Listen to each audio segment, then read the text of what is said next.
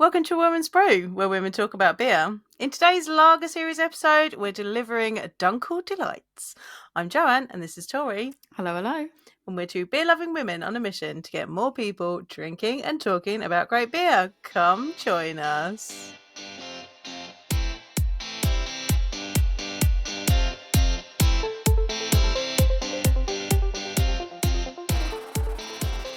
Well, here we are.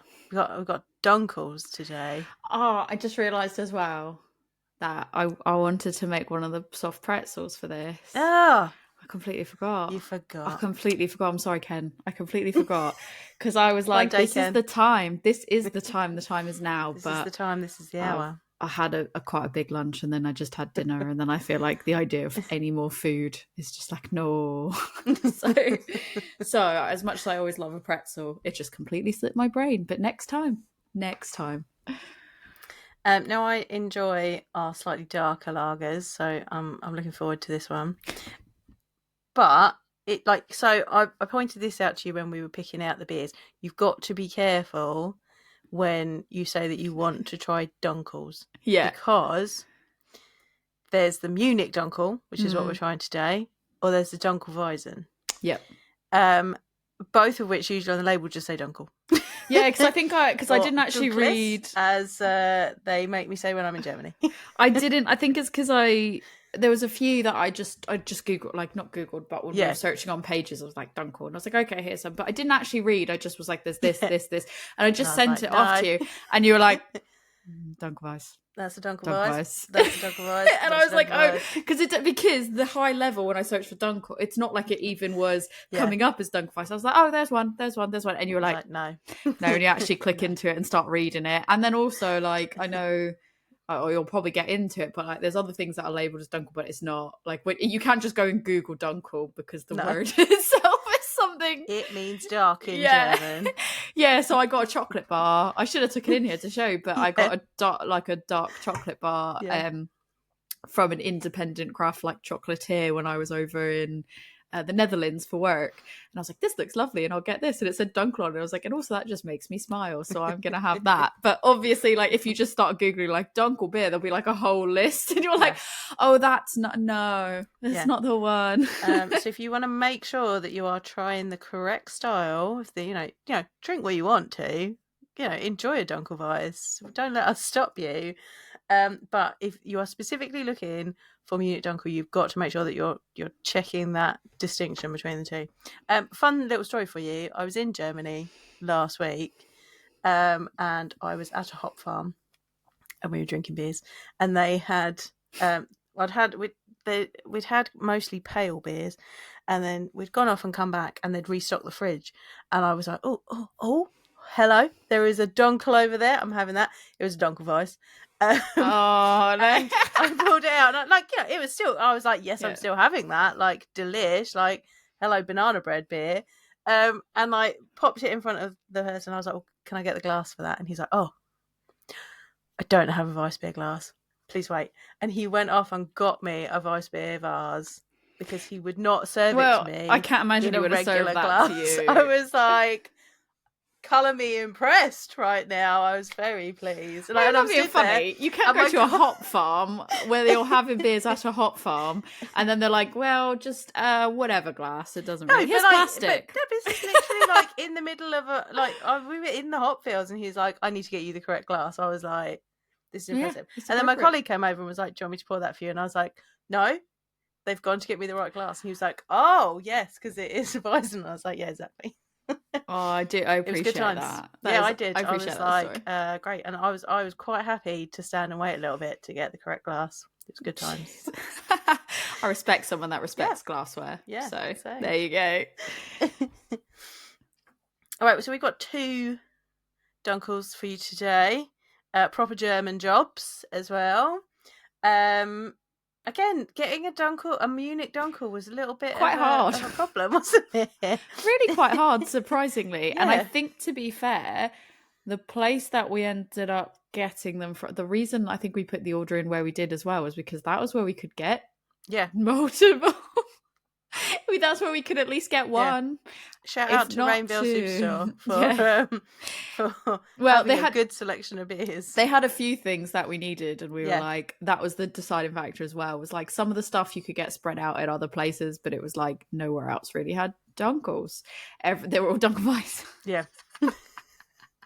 Have we done Dunkels before? Because I feel like we've obviously had them on the podcast before. We've done things like Oktoberfest and stuff, but like, have we actually done an educational one strictly about Dunkels? I don't think so. Yeah, no, I think this is the first time we've had them where we've talked about them. So nice. We've talked about lots of different beer styles now. Oh god, yeah, and that's why. Well, I mean, that was really the question, was because I was like, have we done this ages ago? And actually, this is a really good refresh. But I was like, I don't think we have. I think we've just had it, but I don't even think when we've had them on other episodes that it's been where we've even talked about it more than just like high level of like, this is the beer, and it tastes good. No, I don't think I enjoy it. Yeah. So let's crack into our first one. Excellent. We have Augustiner, always solid. The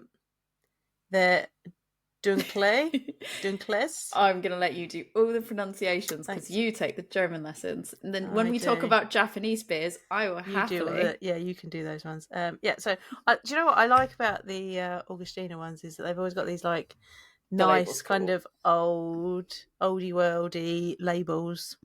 Yeah, it feels very traditional and it feels very older and traditional. Interestingly, do you want to describe what's on there? It's like a monk. That looks like it's probably a couple of monks or friars like sat around a beer barrel. They've got their aprons on. I love that they've got their little aprons on. They've definitely been brewing. One of them has a glass tankard with some slightly darker coloured beer in it. The other one's got what is potentially an actual stein because it's probably made out of clay or stone. Excellent distinction. I'm glad you noticed. Yes, thank you. Yes, I don't believe the tankard is a mass though because I don't think it's big enough. Oh no! Oof. It's only a tankard. Oof a doofer. Yeah. Now that I look at that, I mean, for sure. I'm holding this up as well this whole time in case anybody's watching the video and you want to look along. I mean, they don't look like some other styles of beer that are like more traditional German styles of like lagers. I feel like sometimes the labels will be like either just like really fancy writing and stuff, or it will be like a depiction. When you look at like depictions, like the countryside, it's like countryside or like party, like Oktoberfest type like party, and people are like, we're drinking, we're having a great time. I wouldn't say that they're not having a good time, but this looks like just two old friends having a brew day. Like this is not like party. They're not on the piss. It's just like they don't look like they've been drinking all day. They look like we're just sampling our wares. Yeah. Having a good chat. And I do like that the surround of the label is either a very dark brown or black or almost black, which it kind of blends in with the bottle. It blends in with the bottle. Cool. It like kind of tells you what's inside it, which I always appreciate. It's very good, like autumnal. I feel like the colours of it are autumnal though as well, because there's like the gold and the red and the brown. It's nice. I have something to say about that later. So, okay, sorry, I won't skip ahead. No spoilers. Let's crack her open. I like the cap as well. If you look at like the bottle cap, Münchner Reinheitsgebot. There's like Münchner beer. There's like a person like holding a little glass on it. It's cool. Yeah. What glass have you got today? What bam! Snap! Oh shit! Sorry, is there anyone that's listening to this? It's because of the lighting in your background. I was like, oh, and I was like, same style, great, this is good. But I couldn't see until you were like, oh, and I was like, yeah, same style. And then I was like, same glass. Yeah. So today it's our Craft Theory 2023 glasses. We are matchy in our mini Craft Theory Willy Betcher style. If we were playing a women's brew bingo, I've always said to you about how it's like, one of the things that I put on at a women's brew bingo card is like, if we match, like I think we were talking at one point of like, if we were to do the end of year stuff or the New Year's goals and stuff, like what are some of the goals? Like what are some things that would be really fun to track of like how many times we match? Well, we did it, babe. We did it. This was the most. But I think the thing is that I want to put out on this occasion is this was the most random, definitely not discussed. Like, so when we match a t-shirt and we're like, this is an episode on Belgian beers, and we only have like a shirt that happens to be the same thing. Like maybe we only have one shirt on that topic, and we're like, well, we both have it, so like that's cool. Let's wear that. This is like completely random because it has nothing to do with German. I mean, there's we'll talk about the style in a minute, but nothing in particular to do with German beers. So, I mean, this was by far the best accomplishment that I think we could have ever have made in terms of matching. So well done us. Good job. Good job. All right. Let's pour this beer. I'm not going to fill my glass because I want to be able to stick my nose in it.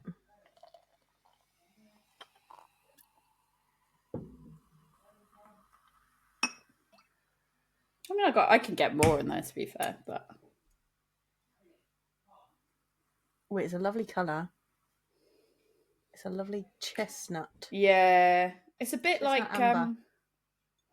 yeah, it kind of goes like a browny orange around like the outside, like of the... like towards the bottom and the outside of the glass.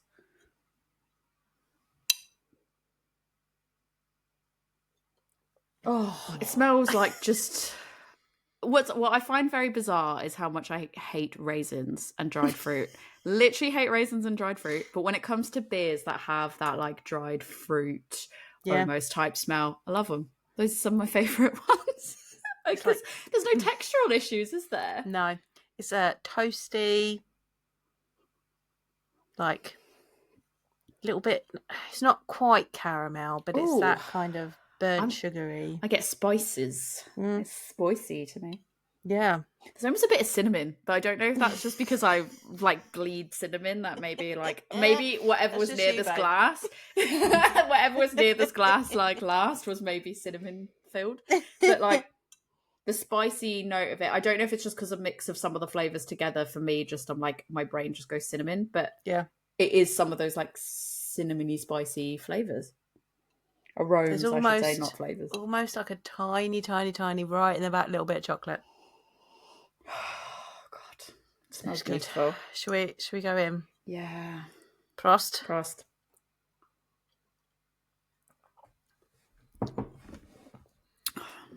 was just saying today about, like, someone said, what's your favourite beer style? And I was like, you know what? I forgot how much of lagers. What's your favourite style of lagers? And I was just like, I don't know. It really depends on my mood. But I've rediscovered my love for Italian Pilsners. I'm rediscovering my love for Munich Dunkels right now. Every time I have it, I go, oh no, this one might be my favourite. And then I have like another type of lager. Oh, this one might be my favourite. So now I'm like, oh, I take back what I said earlier. It might be this one. I don't know. I think we've got the right weather for this today as well. Like, has it been atrocious where you are? Yeah, I was going to say, I don't know what it was like where you are, but it has been drizzly, grey and gross all day. Like, I put the book lights on over on my bookshelf. Like, I've got a lovely purple bat neon. It is cute. I love a good neon. I was like, do you know what? It's a bit grey. I'm going to brighten the day up by sticking my bat neon on over on my bookshelf. Like, it was, you know, me, illuminated. I'm pro neon, I'm pro colours. Yeah. I'm like, you know, all the RGBs, the more lights and colours and RGBs you put on it, like the better it is. Yeah. Like, that's just a fact. I didn't make that up. It's a fact. But no, it was absolutely like, I was in the middle of a meeting at one point and I looked out the meeting room window and it was absolutely downpouring, and I'm fairly certain it was thundering and lightning. We've got, literally as I look over, it's yellow warning effect for rain, effective until 11:45. Gross.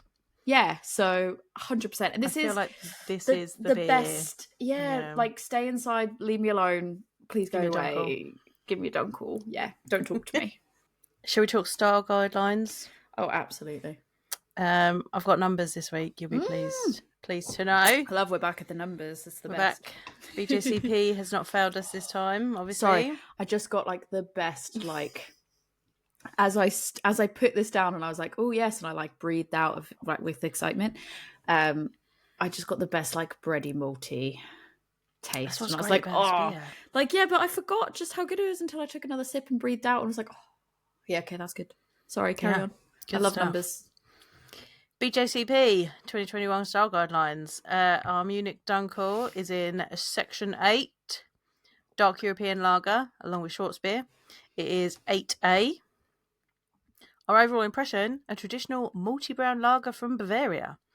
Deeply toasted bready malt flavours without any roasty or burnt flavours. Smooth and rich with a restrained bitterness and a relatively dry finish that allows for drinking in quantity.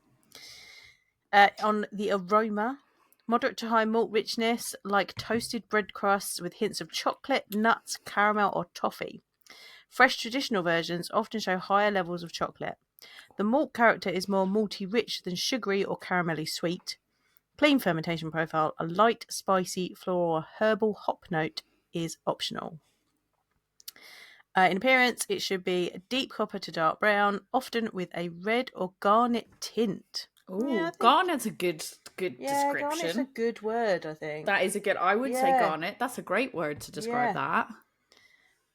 You creamy. go, BJCP. All right. There, you got that. You got that description down. You're fancy.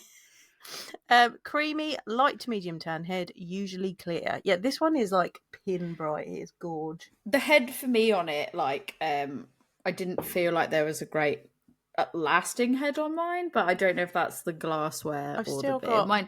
Mine just disappeared really quick. It poured well. Yeah. It poured well enough, but then it just disappeared really, really quickly. So I don't know if that's just my glass. Mine was like a kind of light tan colour, and it's still hanging about. It's only low now though, but not a bad head. Flavour, rich malt flavours similar to aroma, medium to high. Restrained bitterness, medium low to medium, giving an overall malty balance.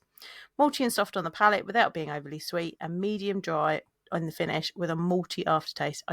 Definitely, as you were saying, 100%. Like, that maltiness is... It really hits you. Living. I'm living for that maltiness. No roast. No roast, burnt or bitter malt flavours. Toasted flavours shouldn't have a harsh grainy dryness, and caramel flavours should not be sweet. Low spicy, herbal or floral hop flavour, optional. Clean fermentation profile, 100%. It should have a medium to medium full body, providing a soft and dextrinous mouthfeel without being heavy or cloying. We're using all the 5-pound words today, aren't we? Yeah, right. That's great. Moderate carbonation, smooth lager character, no harsh or biting astringency. It should not be warming. Very true. So what ABV are we on this one? We are 5.6 on this one. And it should be between 4.5 to 5.6. So this one's at the higher end. But yeah, it's definitely like there's not like a alcohol warmth or anything to it. No, what I will say, I don't think there's an alcohol warmth to it, but I think the flavour profile. So I would agree that everything you described is there. It's like it's interesting because there is this like toasty element. It has those kind of like rich, it's not sweet, but then it doesn't have like roast, like it's not a roastiness, but then there's also like a bit of toffee, but it's not like burnt toffee. Like it's not like sweet toffee either. It's not sweet toffee. It's like it's all just all the flavors merge very well together. It's as you described it. But I would say it's like I wouldn't say there's alcohol warmth, but I think it is more, for me, more like a warming beer, like in terms of lagers, it's more of like what I would consider like a warming lager compared to like, I think not warming as in you drink it and you go, oh, it's giving me like a boozy warmth, but like it just hits the spot when it's a colder weather and it gives a little bit more of that like wholeness. I don't really know how else to describe, like I don't know how to describe it. I hope it just makes sense. Like I hope someone's just listening to it and it just makes sense. This is not one that I go, I want to go sit out in the sun on a beach and on a boat and live my best, you know, the life I was meant to lead or anything like that. This is like I want to be curled up by a fire when it's drizzly out with a blanket on and just like you're very driven by seasons.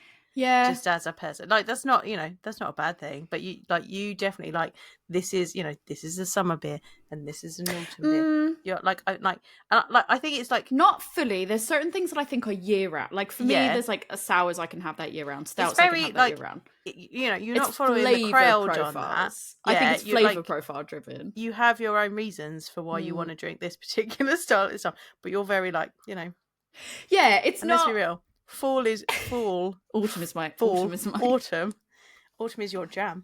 I didn't know about this thing. This is a slight tangent, but it's fine. We've got time. We've only got 2 beers today. So basically, I learned about this thing I didn't know about, called when you tell people what their colours are. I don't know. Oh, yeah. So like, I was at hoop class. The girls were telling me this is the colours, and I was like, I didn't know that was a thing. That's fine.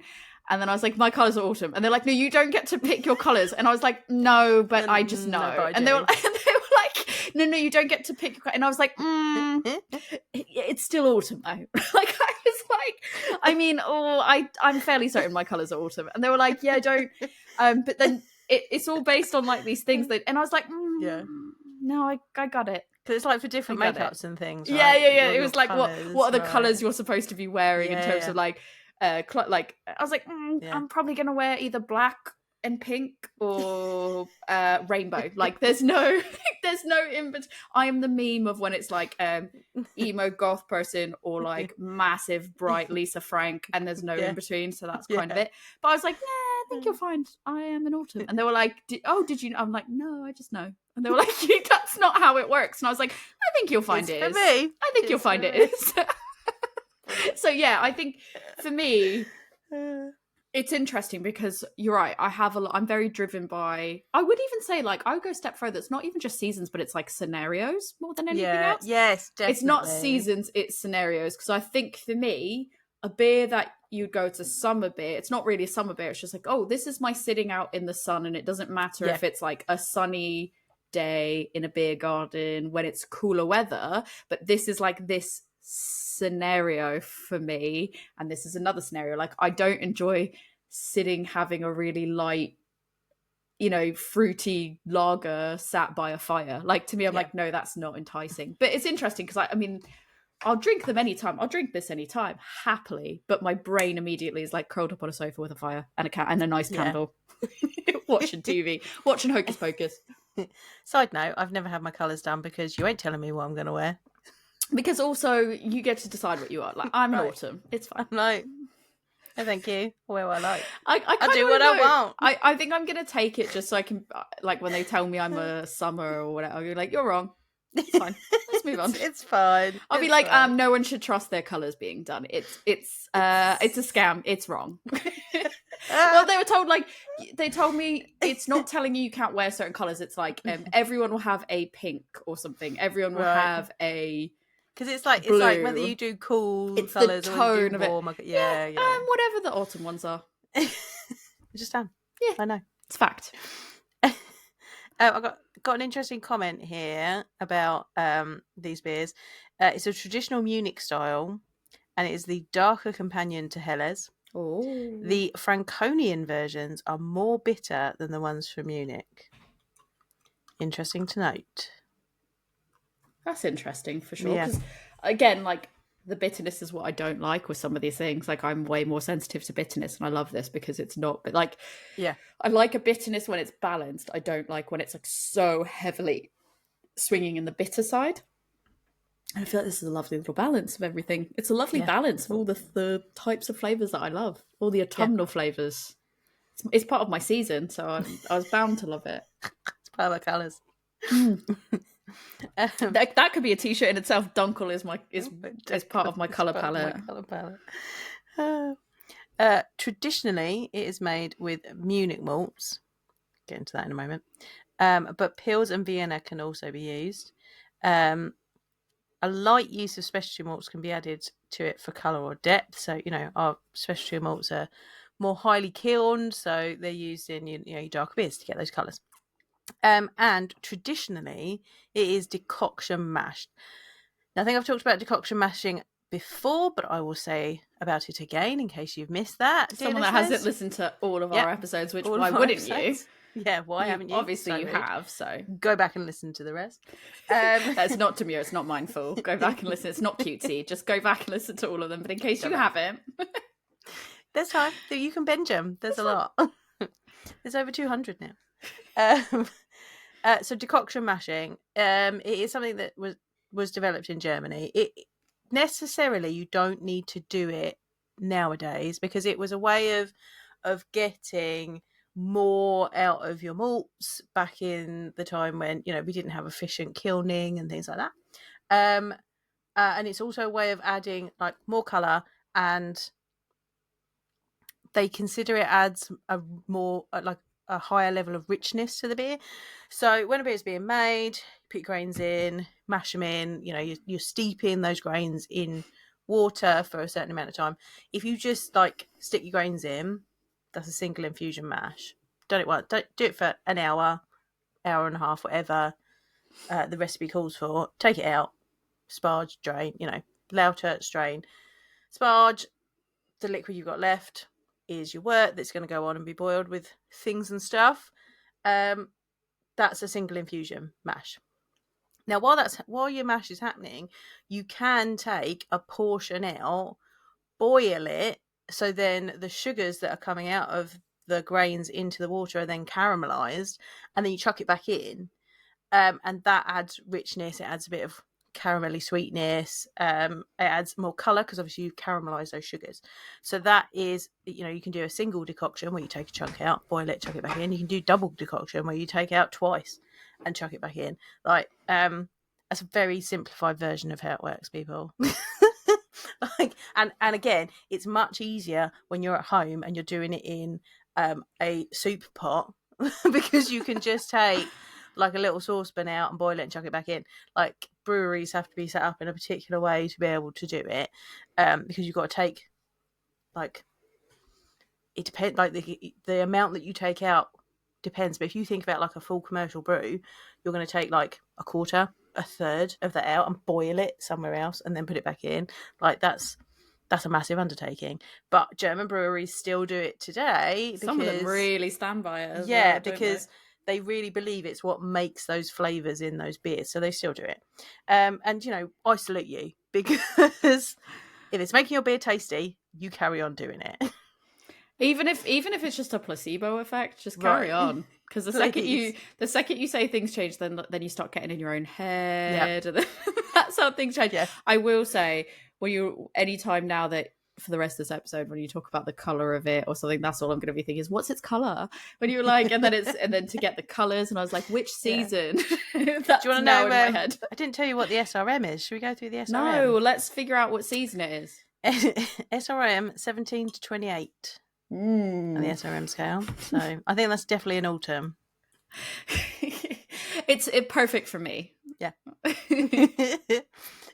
Your commercial examples: Untitled Dunkel, Ettinger Cloister Dunkel, Ettinger Type Dunkel, Hackabstor, Hofbrau House, Weltenberger Cloister Baroque Dunkel.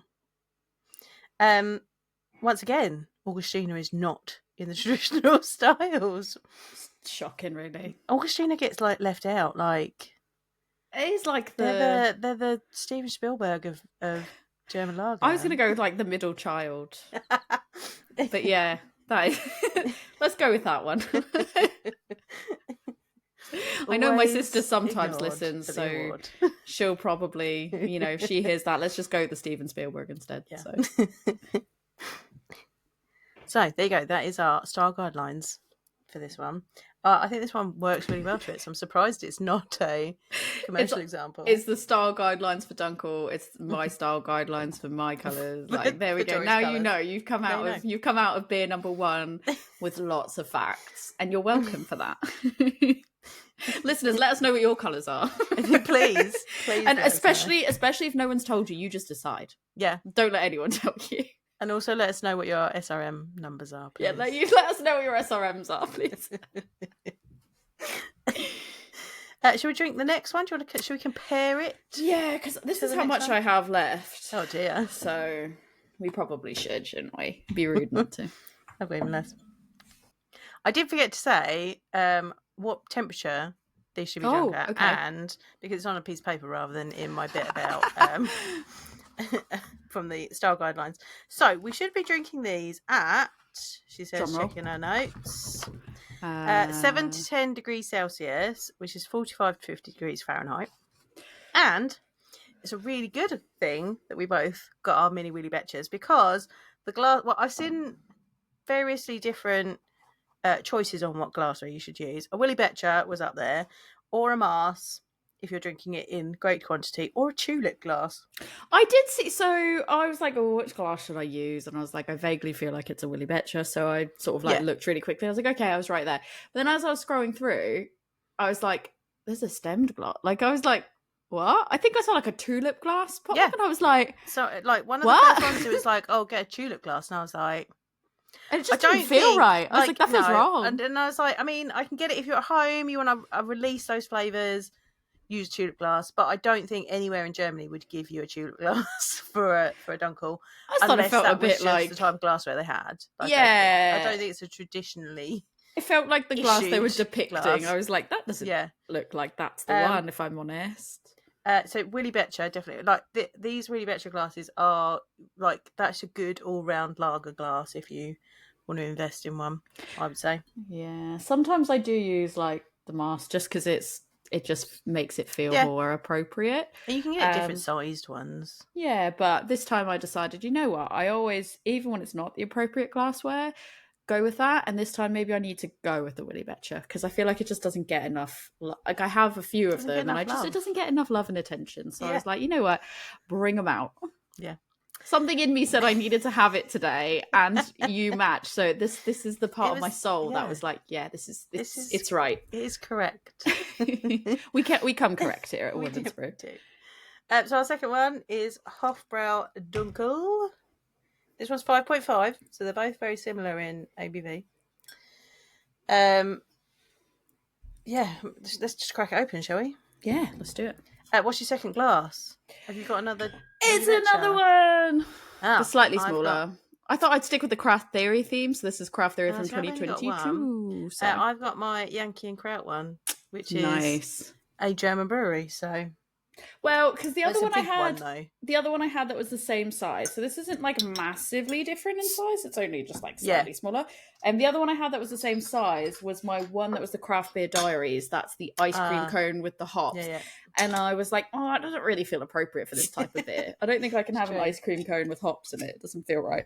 My Craft Theory one is my only little one, I think. I thought I had two. I feel like I've got a Siren one somewhere and I couldn't find it. But otherwise, all of my other Siren Willy Betcher? Yeah, I feel like I don't think they've ever done one. Siren Willy Betcher from somewhere. So this one is technically a Siren one because it's a Craft Theory one that was like sponsored by Siren, I guess. But I was going to say, I don't think this is the only one I know that they've done that's like a Willy Betcher, unless it's like another collaboration. Yeah, it might have been. I don't know. Glass. Maybe I'm making it up. Maybe it is my Craft Theory one because that has got Siren on the back of it with there you go. Maybe I'm dreaming it. But I've got my Yankee Kraut one. But all my other Willy Betchers are like full-sized, air quotes. Is this one slightly darker? I don't think this one has the same depth of flavor, like aromas, not flavors. It's slightly redder in colour. Same colour head. Yeah, I think on the aroma. The Augustiner one, I think that garnet colour that's in the middle, I think on that one towards the edges it gets more of like a copper colour, whereas on this one, when I hold it up to light, it is just red. Yeah. Beautiful colour, absolutely beautiful colour, garnet. But I feel like the depth of aroma's not as strong as the other one. I feel like this one's very bread crust, but that's it. Like I get a bit of earthiness in this one. I don't know why. I think the more I like smell it, the more it changes from that. But like, if I'm not really like the initial smell that hits me felt a little bit more earthy. No, I can see what you mean. When I swirl it, I got a little bit of like vegetable hop in it. There's a very light bit of like spice, almost I would say, almost like a tiny touch of. Whereas the other one, I felt it was more like a little bit of like cinnamony type tones of notes. Yeah, this one feels more like a little bit almost. I don't want to say ginger because it's not ginger, but almost like in that there's a very very very tiny amount of it that's super super subtle. But I feel like between the two, I feel like the Augustiner was like fruit bread toast. Yes. And this one is more like regular toast. Like well done, like toasted toast. Yeah, but like not I feel like when you have like really, really toasty toast bordering on like burnt toast, like there's a stronger scent. Yeah. This doesn't have the strength of that type of scent, if that makes sense. So like I think that if you're someone that's not as into beer and you're kind of like hearing us being like, oh yeah, it smells like toast, like what you're thinking of toast and how like strong a very toasty piece of toast smells, that's not how strong this aroma is in general. So like while it has a similar smell to it, it's not going to be as bold and in your face as like if you were to literally toast a piece of toast. Yeah. All right, should we go? There's almost like a bit of like an herbal. I think that earthiness is more. I think the earthiness is more of like an herbal, almost like a tea. I mean, that's appropriate from the hops. A bit like grassy. Yeah. Right, I'm gonna sit. Prost.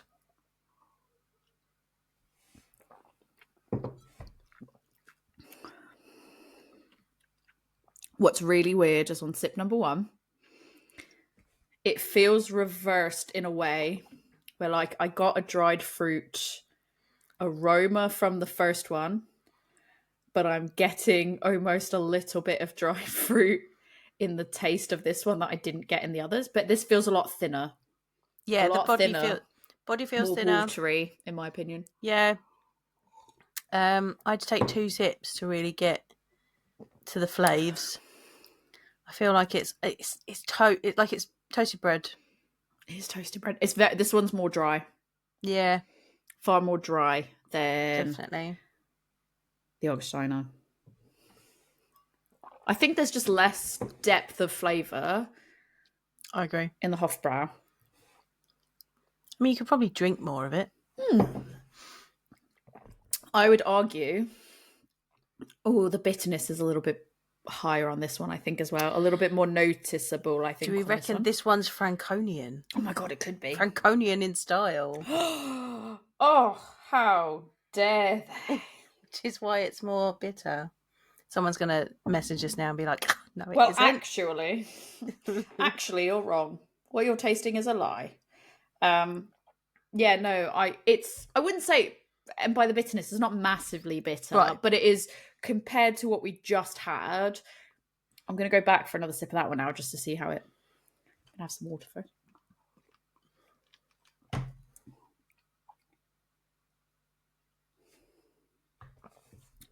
I feel like the maltiness is so much stronger in the Augustiner. Mm-hmm. And this is definitely, initially the first 2 sips had a little bit more watery, very light in flavour. It's better now, but there is more like bitterness, I think, in particular. That is more noticeable. It's more perceived bitterness. Yeah. And like that's because we've got 2 next to each other. Like I don't think you'd necessarily notice that if you were just drinking this one. If I hadn't had that one first, maybe. If you hadn't had that one, I don't think you'd notice it as much. But I don't know though, but I think it's also just because I'm very sensitive to bitterness that in general I would just like, because I don't even, it wasn't even necessarily a back-to-back thing, because I had like lots of water cleaned out my palate, and maybe I noticed it more because of that, but I just feel like it is just a more noticeable note in this one.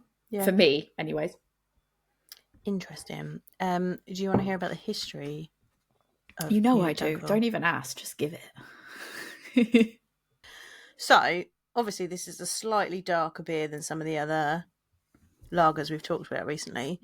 But back in the day, a lot of beers would have been this sort of colour, maybe even darker, and probably a bit murky, because they didn't have the technology to create paler malts back in the day. So your Dunkel, Schwarzbier and Rauchbier are all kind of modern versions of beer that was like beer that was just made at the time, because the malts would have been done over a fire, so they'd be more smoky, like they'd be darker, it'd be like some of it might be burnt, some of it would be lighter, like it'd be a real mixed bag, because they couldn't control it like we can nowadays, or as they could in the 1800s when the drum roaster was developed for roasting.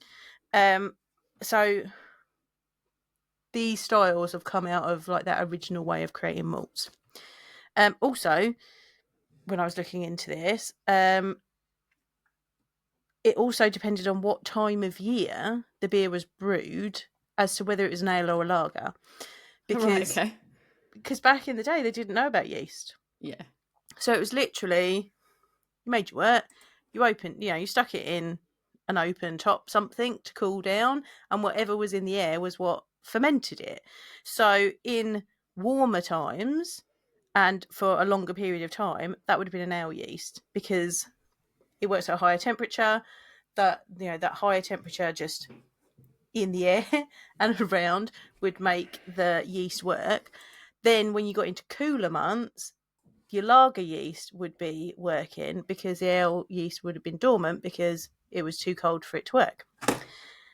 And then gradually over time, we realised, we discovered yeast and worked out how that worked. And then we managed to work out the best times to brew various different types of beers. Refrigeration was created, etc., etc.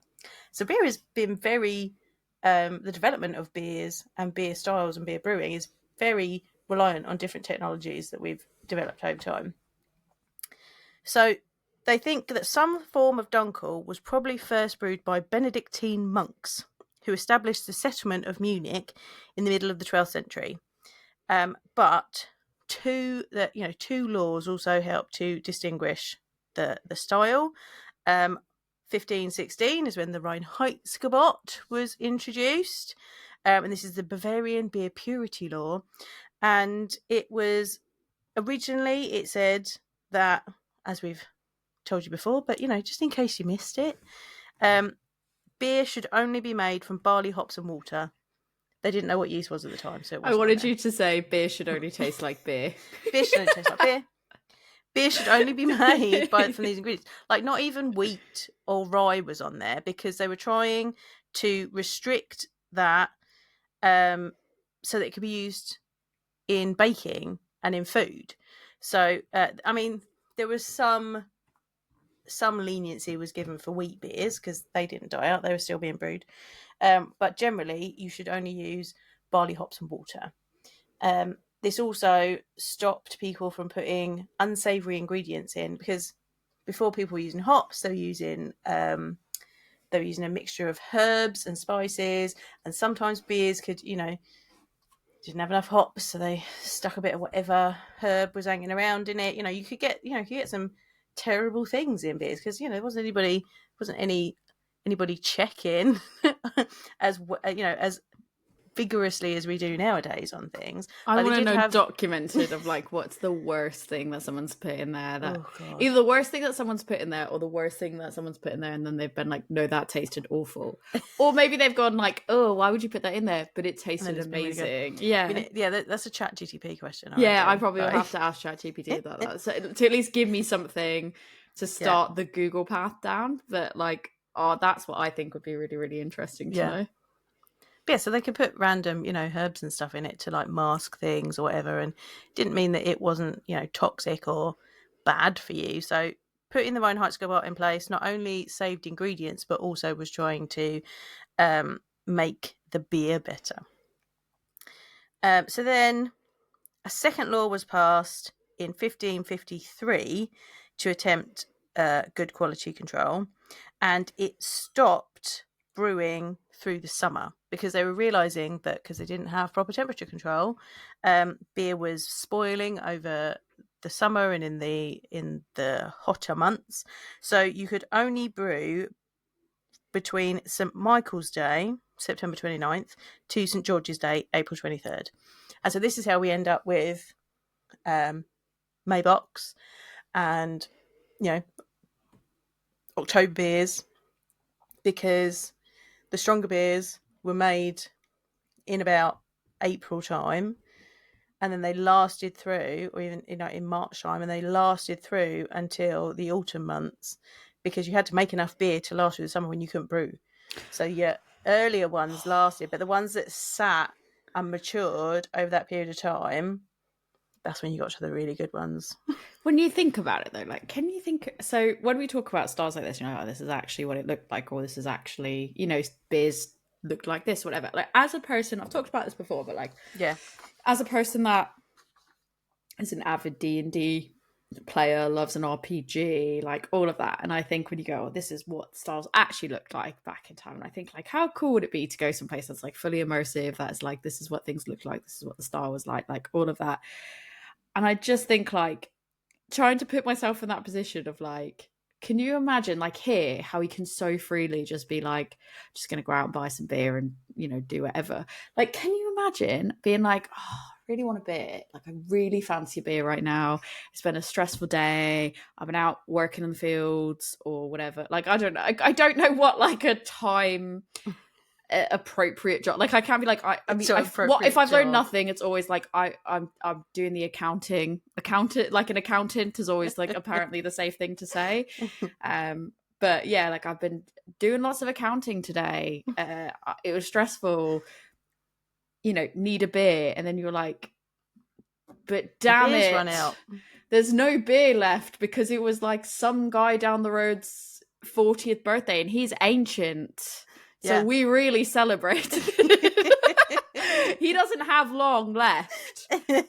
Life expectancies aren't high. So we got the good beer out, right? So we got the good beer out, and everyone drank, and that's the village guy's 40th birthday. We got to have it. And then you're like, well, there's not really a lot of beer left. Like, how sad. And then you're like, we have to wait. Like, how lucky are we 5 months? Like, you're like, now I have to wait 5 months. Yeah.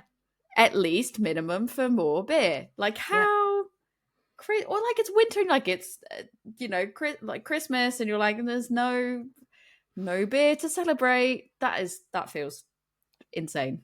Are we lucky to have supermarkets and online shopping? Oh yeah. You don't have to tell me twice. We've got like Prime. I know lots of people be like, you can't do that, but it's like, I get it. I know they're not great, but like they can get me something I need tomorrow. And they're like, we're putting ads in your TV like shows, a cocktail smoking kit, like a cocktail smoking kit or chocolate bitters or whatever. They can get it to me the next day when I realize, oh shit, I need this thing, and there's nowhere I can get it at this time. Tomorrow at noon.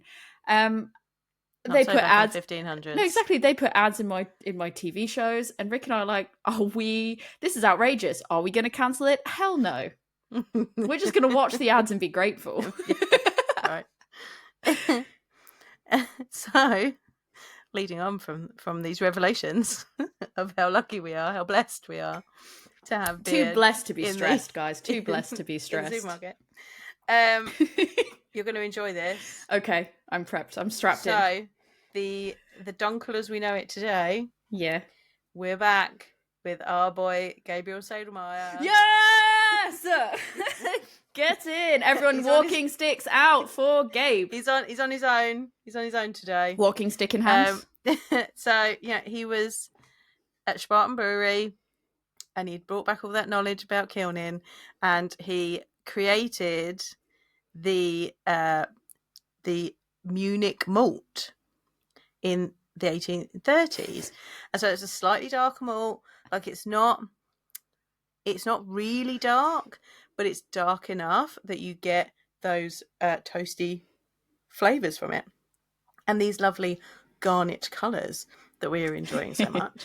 There's still enough sugars in there for it to be used as a base malt, but you just get more flavor and nicer colors from, and you know, these beautiful colors from it. So he created that, and with that he created the Munich Dunkel, because Spartan was in Munich, and he made it with Munich malt.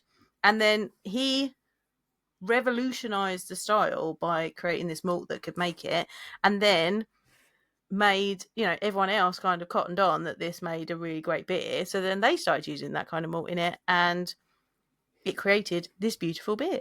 Thank you, Gabriel Sedelmeier. We like you so much. Well, the thing is, you know how there's that phrase of like when the hero lives long enough to become the villain. This is the opposite. When the villain sticks around long enough to become the hero. To be fair, like, you know, did he steal some stuff? Maybe. But you know, do we forgive him? Yeah. This is what he's given us? Maybe. Do. That's it. Like, is he really the bad guy? really the bad guy. Ooh. Sometimes good people make dicey choices. Right. You know, he gambled. And he won on that gamble. And now we have Dunkel. And now we've got great beer. So do you forgive people when they give you something really good? I mean, I'm British, so I will forgive him for his thievery. Yeah, you kind of have to. Yeah, because I really like his beer. Oh, I love that. Like, in a world where the hero lives long enough to become the villain, but it's the opposite. Yeah. Would you like to hear some food pairings? Oh yes, I do. Is it pretzels? And if it has to be pretzels, because it might not be on that list, but I dare you to tell me it doesn't pair with pretzels. Right, so my notes say spicy meats, barbecue, German sausages, venison, roasted veggies. So obviously, because they've got that like the griddle marks, which comes from the Maillard reaction, that goes really well with the breadiness of this. Our mate M from Pints and Panels, she says she likes it with thick, rich comfort food. So she likes it with a creamy clam chowder or mac and cheese. I would definitely pair this with mac and cheese. That's an interesting one. It's not one I would have thought about. Right, so this is why, because I'm pretty sure that I wrote about this in my certified Cicerone exam. Because I would use a Munich Dunkel with a mac and cheese, because the clean lagerness of it cuts through the creaminess of the mac and cheese, and that toasty breadiness is like having a slice of bread that you can dip into the cheese. Like, it just, that sweetness compared to like a sharp cheese in your mac and cheese, or like the breadcrumbs you put on top. That is what this beer is. And M says that this beer is very much like crusty dark bread as a side dish to the food that you're eating. So that's a really good way of thinking about it. She does not say pretzels. Yeah, but like, are you going to tell me? That's like no one has to tell me, though. Carbs and carbs. Yeah, but do you not think that that was just too obvious of a choice for anybody to say? I mean, maybe. Because, like, are you going to tell me? Well, no, we don't even have to say soft, warm pretzels. I feel like you need it with the pretzel and the cheese dip. Like, you've got to include the cheese dip. Yeah, pretzel and cheese dip, fine, okay. But even if not, even if we're just, we don't have to say soft pretzel, a hard, salty pretzel. Like, I feel like that could be okay. Okay, yeah. Like when I'm talking about as like airplane like little, small ones, snack ones. Snack ones. Like, there is a pretzel for every beer, and I don't even want someone to tell me that this is not the one that I'm going to go, no pretzel, thank you. If it's going to be, I think like a type of sour beer might be the only thing that I think could be an argument to not have a pretzel. But even then, cinnamon sugar pretzels. So I rest my case. Okay, fine. Tori will find you a pretzel for that. But I'm just saying, it's obviously too obvious of a choice to say that's pretzel. Your new thing, right? Will it pretzel? Will it slushy? Will it pretzel? What pretzel do I pair with this? It was always going to be like, again, like it'll be like 5 videos in a row, like, and I pick a soft pretzel. And it would be like, number 2, what's great for this one is a warm, soft pretzel. That's not going to be particularly fun content, is it? It's just going to be me working my way through that box of soft pretzels in my freezer going, yep, the soft pretzel pairs with this one. This one you can add mustard to. This one you need cheese dip for. I think you could say, one, will it add pretzel? some cinnamon sugar. Will it pretzel? The answer's always going to be yes. So tell me this. I just think people don't want to go for the low-hanging fruit. They're trying to give you new, creative, inventive things to eat with your pairings. So that's the history of Dunkel and what foods we could pair with it. Now, we could only find 2 examples. So we thought, dear listener, that we would create some beer cocktails that you could make with a Dunkel for you instead. You know we love a ChatGPT. Yeah. Beer cocktail. Because it's just fun to ask ChatGPT with prompts and to be like, and also tell me why you've done this. And like, give it a fun name. Now you've got 2, haven't you? I do, and I don't know how.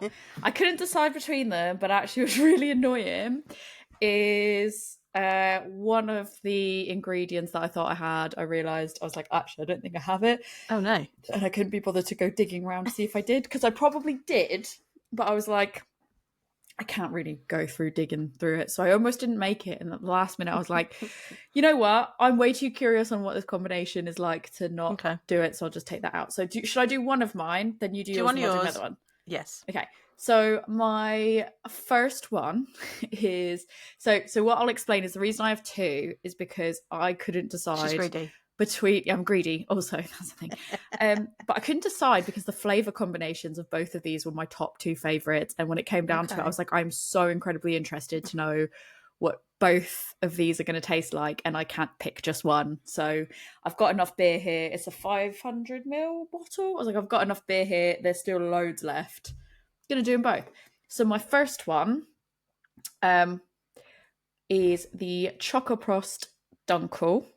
So the ingredients are 6 ounces of, I'll read because it's quite short, so I'll just read all of it. So the 6 ounces of Dunkel lager, 1 ounce amaretto, 0.5 ounces of fresh orange juice, and 0.25 ounces of simple syrup, which is optional depending on the sweetness preference. I didn't put it in mine because I was like, you know what, I don't want it too sweet, so I'm not going to do that. And 2 dashes of chocolate bitters, and then you garnish with an orange twist for garnish. So what you do is you mix in the amaretto, orange juice, and chocolate bitters. You're meant to be doing fresh orange juice. I used an orange juice box because I was like, I don't really want to. I don't want to make fresh orange juice. B, I don't really want to buy a whole carton of orange juice. C, we have orange juice at work. And so I was like, so I don't have to make another stop at the store. I'm just going to take this. Thank you, company, for, without doxing myself, thank you, company, for the orange juice we have at work, the orange juice we have at home. So I took one of those. Rick laughed at me. He went, you have an orange juice box? I love that. He's like, you are such a child. And I was like, it's fine. It's for a cocktail. It's for a cocktail. So you mix all those together. So it's the fresh orange juice and the chocolate bitters. Then you stir the mixture together. And then once that's together, you slowly pour in the Dunkel lager, gently stirring to blend all the ingredients. And then it says garnish with an orange twist or a pop of citrus aroma and a visually appealing finish. I just couldn't bother for that. Just because I was like, I'm not going to even bother making it pretty at this point, because that means buying something I don't actually need or will finish.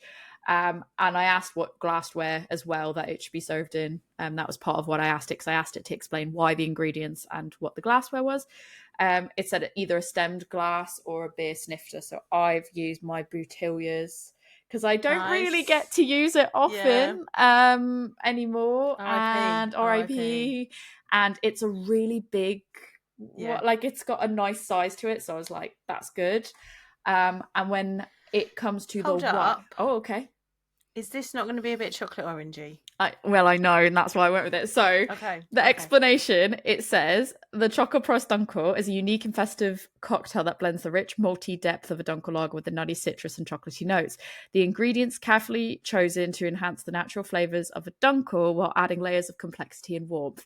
Dunkel lager, the base of the cocktail, Dunkel lager provides a deep malty foundation with hints of caramel and toast, essential for capturing the traditional Oktoberfest experience. Amaretto, a sweet almond-flavoured liqueur that adds nutty richness, which pairs beautifully with the maltiness of the Dunkel. Amaretto also brings a subtle warmth that feels fitting for the autumn and Oktoberfest and my colour palette. Fresh orange juice adds a fresh citrusy contrast that brightens the drink and balances the sweetness of the amaretto. Orange and chocolate are a classic pairing, and the orange juice brings a zesty element to the cocktail. And I was like, fair play, let's give it a go. I hate chocolate orange, but let's see where this brings us.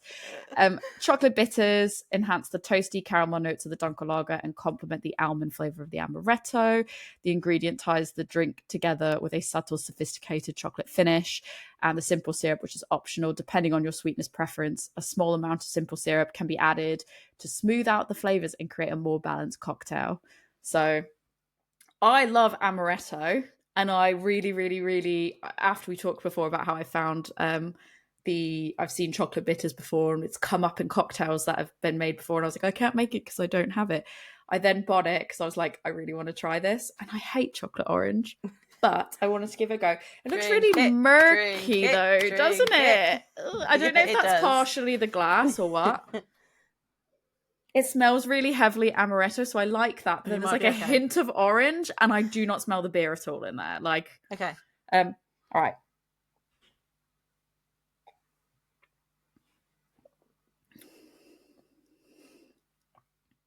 It's so weird because initially I was like, I really don't taste the beer at all in it. Yeah.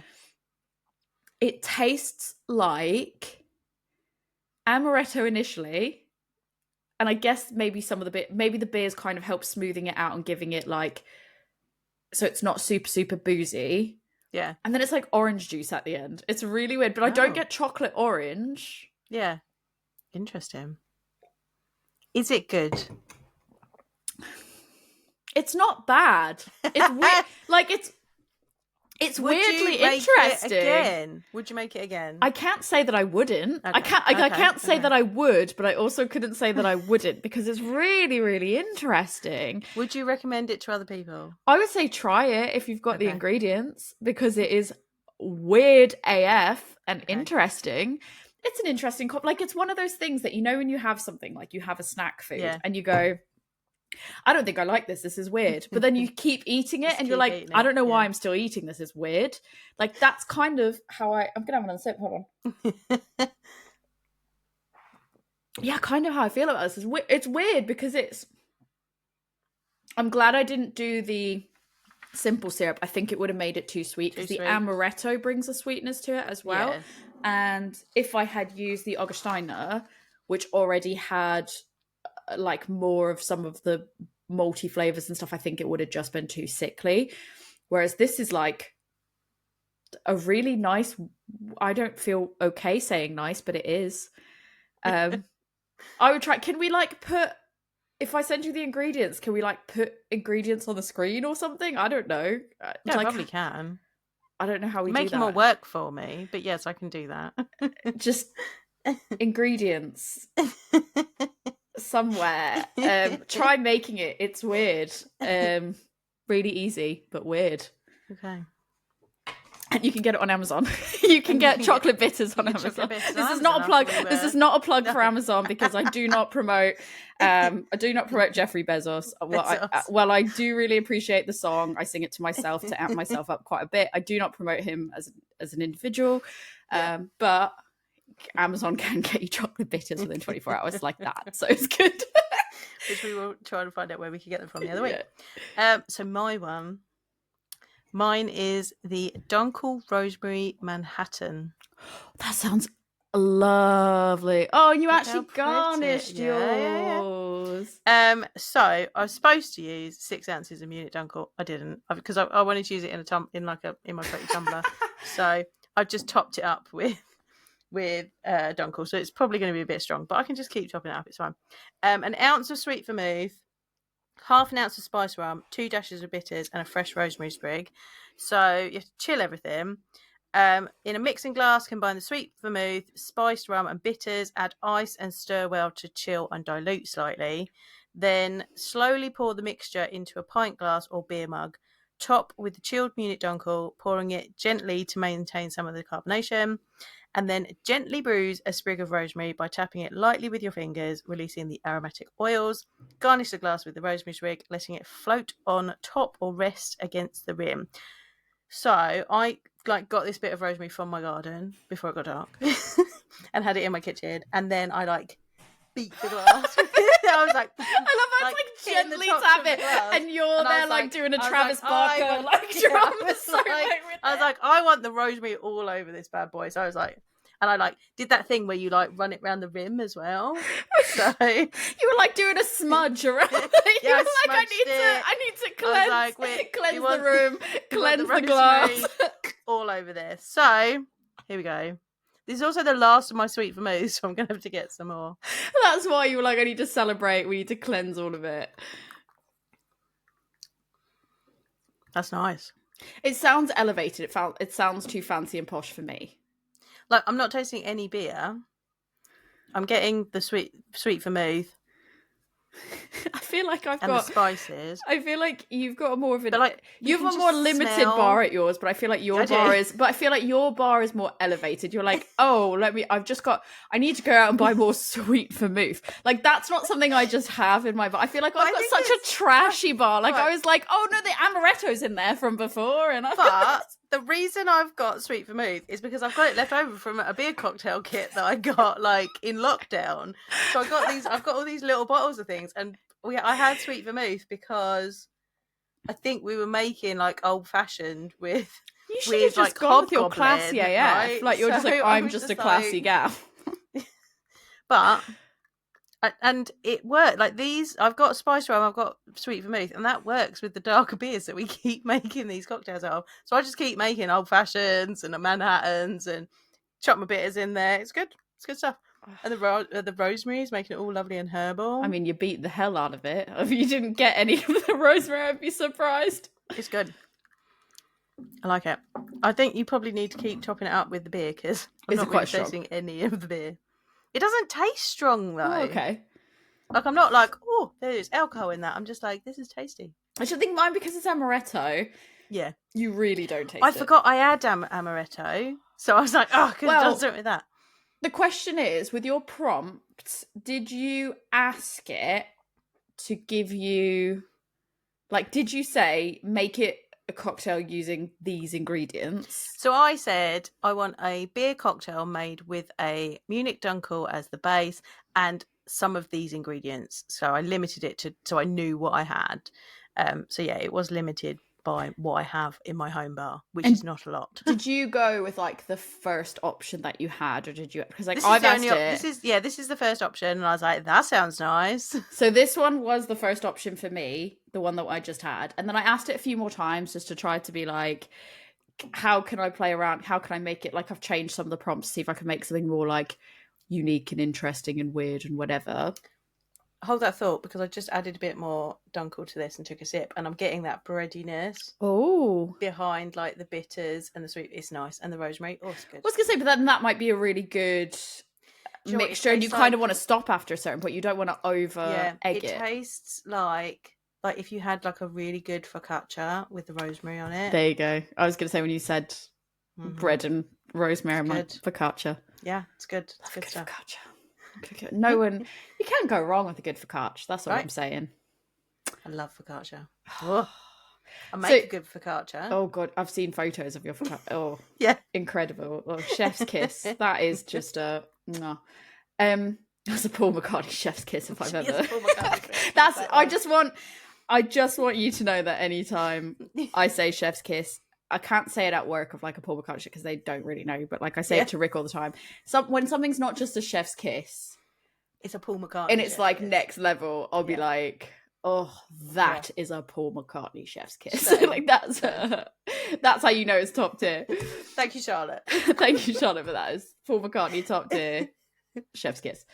So I asked it a few different ways and a few different prompts, and then like, you know, I was like, okay, what can I do? So I want to know what else I could have done with chocolate bitters. So this other recipe came up, and I was like, oh, I had to make a slight tweak to it, but then it became really, really interesting. And I didn't really have to. Well, I didn't think I had to buy any additional ingredients, but I did, and I didn't do it. But it's fine.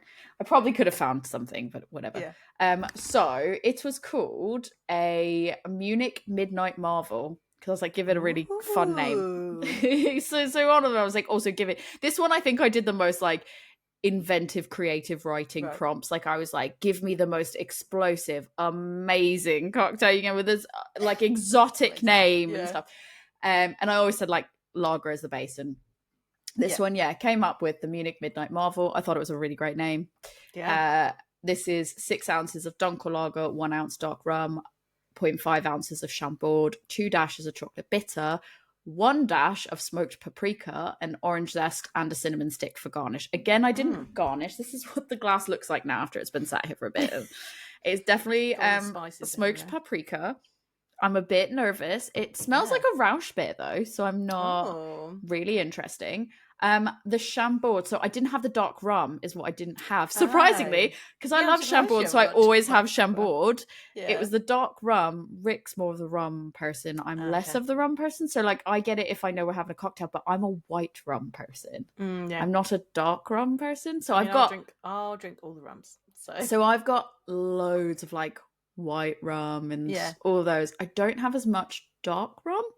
I thought I did, but we kind of only get it on specific occasions. So I almost didn't make it, but I really, when it talks about why, so the Chambord initially was meant to be dark cherry syrup, but it was really hard to find dark cherry syrup, and Amazon did let me down because that was the only place that really I could get it without paying extortionate prices for shipping or whatever. But it was going to make me wait till the end of the month to receive it. And I was like, that is too gosh darn long. So I was like, Bezos, what? You have let me down. Let me down.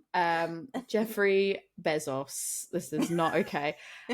So I was trying to see what other options there were, and they were saying like you could use what is the grenadine, which I love grenadine, but I was like, I just don't feel like that's going to be a great combo. And then it was saying how you can make your own syrup using like jam or whatever. And then I was like, what about Chambord? And it was like, yeah, Chambord's actually really like another alternative. So I had it replace the dark cherry with the Chambord. Basically, again, in a glass, you combine the dark rum, the Chambord, the chocolate bitters, and the paprika. You stir well to blend the flavors, and then you slowly pour in the Dunkel, and you keep stirring it to integrate the flavors. And then, that's when you do your garnish. But I didn't really want to waste a cinnamon stick because, I love a cinnamon stick. I couldn't waste it on something fleeting. And then the explanation was that the lager, again, that's fair. It says it is what that is. The dark rum adds depth and warmth with its caramel and molasses notes. The Chambord is adding flavor, adding a rich fruitiness and a hint of elegance. On the dark cherry, it was basically saying like that alongside the dark chocolate and the malty notes was like meant to, and the nuttiness, like that was meant to be a really, really good flavor combination. So that's why I was like really keen on trying it. Yeah. And then you've got the chocolate bitters, which enhances the drink with luxurious chocolate notes that complements the Dunkel and the Chambord. And then paprika, it says, adds a subtle smokiness and warmth, evoking the aroma of a traditional German feast. And then the orange zest and cinnamon stick, it provides fresh citrus and aroma and warmth, festive spice, rounding out the cocktail. So, it says to serve it in a highball glass. It says you can do it in a old-fashioned glass if you want, but I just went with the highball. It really smells like a Rausch beer. Like it smells like if I opened up a Schlenkeller. Oh. And I do feel like it does give you that like German market, German festival, smoked meats. I'm a bit worried about how it's going to taste, especially because I left the rum out. So I've been, this whole time I've just been talking my way around it, so I didn't have to try it. So I guess I'm out of words now. I've got to try it. Do it. Prost.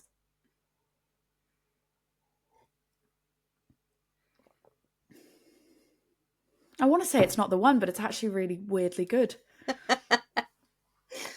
That's really weird because it smells so heavily smoky that I sort of expected that it was going to be just a really awkward, weird, unbalanced combination, especially without the dark rum. I think the dark rum would have made it a little bit more elevated. Yeah. But you really get a lot of Chambord in it, which is, it goes really lovely with the malty flavors. Nice. I think the smoked paprika is more an aroma than it is something that I'm actually tasting. Yeah. Which is interesting because I expected it to come through more in the flavor. So yeah, I think this is another one. I'd put the recipe ingredients here and try it with, or there or wherever, and try it with the dark rum, and I'll try it again with the dark rum. Yeah. So while we're sipping on these, I have some final thoughts for you. So I went to Trusty Chat and was like, can I have 5 funny facts? So we know how, air quotes, facts. Are they real facts or are they bullshit facts? So I think these are more statements than they are facts. Right. But I read through these and I enjoyed them and I think you will too. Okay. Number 1, Dunkel means dark, not dangerous. What? Though Dunkel sounds ominous, it means dark in German. Does This it? beer is anything but scary. It's a smooth, approachable brew, perfect for those who want to feel adventurous without actually risking anything. What? Isn't that great? I was like, that's not a fact. I don't know what you're talking about. Yeah, but also, who's like, oh, that sounds ominous? Dunkels sounds like, ominous what? AF. What? Who? Says who? That's outrageous. Okay, I liked that one a lot because I liked how it was a statement. Yeah. It wasn't a fact. I mean, I guess it was a fact because Dunkel, in fact, does mean dark. But yeah. I just want to know who's out there being like, oh yeah, it does it. It's not ominous. Dangerous. It's not dangerous at all. It's not scary. They just get better. That's good. Oh, it gets better than that. Yeah, it okay. gets better. The last one, I think, it might be my favourite. So there's 5. Number 2, the stealth beer. Munich Dunkel's dark, mysterious appearance often tricks people into thinking it's strong and heavy. In reality, it's a ninja of beers, lighter than you'd expect, sneaking up on you with a malty smoothness rather than a boozy punch. Okay, I like that. That was a really good way to describe it, yeah. Number 3, toast in a glass. If you've ever thought, I wish I could drink a piece of toast. I do think that a lot. Then Munich Dunkel is your beer. Its toasty, bready flavour is basically breakfast without the actual food. I do often think to myself, oh, I wish I could drink a piece of toast. I really could just drink this piece of toast. I think, there's so many people out there thinking, I wish I could drink a piece of toast, right? Just how good are these just random parts of the day? Someone's just sat at their desk, minding their business. Oh, a feeling just hit. I really, really wish I could just drink a piece of toast right now. Right. That happens all the time. In the middle of doing laundry and the laundry just drops in. Oh, really, really want to drink a piece of toast. If only I could achieve this goal. I knew you'd love it. That's why I had to do this. Okay. Number 4, cave aged before it was cool. Munich Dunkel was aged in cool caves long before it became hip to cellar beers. It's like the hipster grandparent of the lager world saying, I was cold aged before it was mainstream. I thought the way you introduced that, obviously I appreciate it was like the hipster of this, whatever. But what I thought you were going to say was it was cave aged before it became cool to cave aged beers. And I was like, who else is cave aging beer? Right. Before this really popular trend of just everyone bought their own cave and went out and put the hipsters buying their own caves and going, look at me and my cave aged beers. I didn't realise you were going to say cellaring. This is so good. That's good. I like that. Okay. Number 5. I think this is my favourite. Do I need to put my drink down? I really probably shouldn't drink all these. Rick wants to try some. I'm going to put it down because it's going to kill me. Don't drink anything in case you spit it out, okay? Right. Wait, hold on. Let me have a sip of water first. Okay. I need to prep. Okay. Right, number 5. Yeah. The Dark Knight of Beers. Okay. If beer stars were superheroes, Munich Dunkel would be Batman. It's dark, brooding, and full of character. But ultimately, it's just here to save your taste buds from boring, flavourless brews. No cape required. I don't know. Out of all the superheroes, I don't feel like this one would be Batman. Again, actually, as a nerd, my fellow nerd, would I say that this is a Batman? No. It's not even the it's not even the darkest. It's, if anything, it's probably the Crimson Witch or something. I don't know. It's a garnet colour. We've established it's garnet. ChatGTP. Oh, I do like the wording on it though. Today. That was very good wording. I think my favourite might have been I think the first one might have even been my favourite. Yeah, just because it's no one says that. They were like, oh no, actually maybe it's the drinking your toast. It's drinking toast. Because I'm thinking about all the scenarios in which somebody would be stopping what they were doing to be like, oh, I really wish I could drink some toast right now. Right, or or they're like making toast and they're like, if I could drink this instead of eat it, like if only I could just drink this, it would be great. Oh, those are good. I do love when we have like ChatGPT give us facts because it's nice because it's not even extra work. So we don't even have to fact check them because we are very clearly saying they're wrong. But it's like I don't need to fact check it. That's not what they're here for. This is not the assignment. So there you go. That's good. I hope you enjoyed that, listeners. We'll put the recipes somewhere for our cocktails so you can try them if you would like. They could be on the screen. They could be somewhere else. We just don't know right now. I highly recommend the Dunkel Rosemary Manhattan. Do beat the glass with your aggressively. You need to go drum solo. Like I said, you need to be like Travis Barker. Do it like everything you got. Put it into Dave that. Grohl it. Dave Grohl it. That's you're gonna go full Metallica on it. Amazing. Tori, if people want to ask you about, why dark rum was missing from why that's the one fully thing. stocked bar, I'm like, that feels like the most obvious thing to have as well, and that's like the thing I don't have. Right. The only Where can they get hold of you? Yeah, you can come find me. You can ask me. I don't really have a good answer for you. I mean, I've even got like unicorn. Yeah, actually, that realistically, that's probably it. I've even got like unicorn tiered gin and mermaid stuff. Like what I don't have, just bog standard dark rum. Chambord for days. Amaretto. No dark rum. I've got weird Polish stuff that tastes like hazelnuts and like all other kind of things. No dark rum at the moment. So yeah, if you want to come talk to me about that, you can find me at adventures_in_optimism on Instagram. You can email me at adventuresinoptimism@gmail.com. That's kind of probably the two main places you can get me. If you want to try our cocktails or have ChatGPT or Copilot or whatever AI friendo you want to have, make you your own beer cocktails, try ours, try your own, recommend us the ones that you like, tell us how you got on with the ones that we did, smudge your room in rosemary and let us know.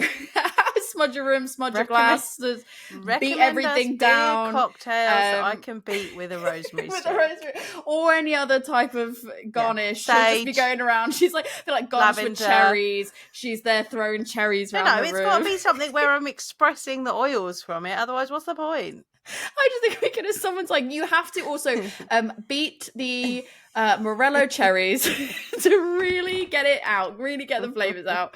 It looks like a bloodbath in your kitchen.